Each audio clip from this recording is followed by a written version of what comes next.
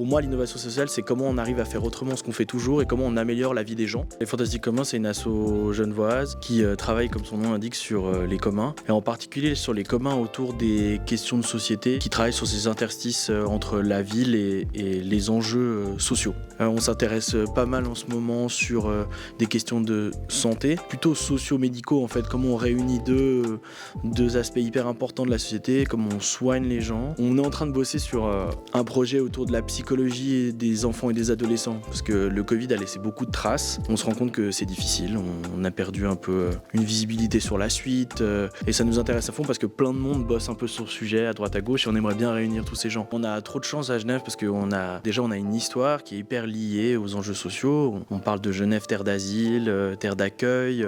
On a la chance d'avoir des organisations internationales. Et force de constater qu'à Genève, il y a plein de lieux. Des maisons pour les parents, des maisons pour les enfants, les adolescents, des maisons pour les personnes en situation de migration, pour l'insertion.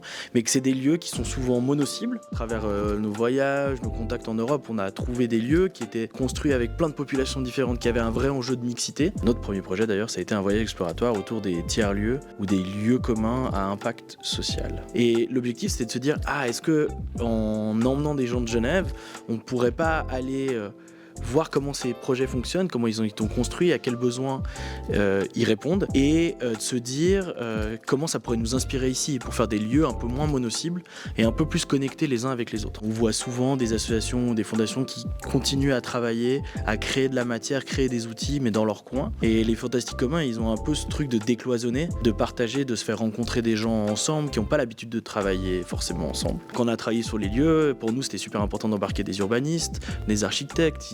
C'est quand même des gens qui construisent la ville, d'avoir des gens de la culture, des gens du social. Et maintenant, la suite, c'est qu'est-ce qu'on en fait de ce voyage et qu'est-ce que ça crée, qu'est-ce que ce voyage a déjà fait naître chez les gens, quel type de projet, quel type d'envie, quel type de lien. Et après, le but, c'est que ces projets vivent sans nous.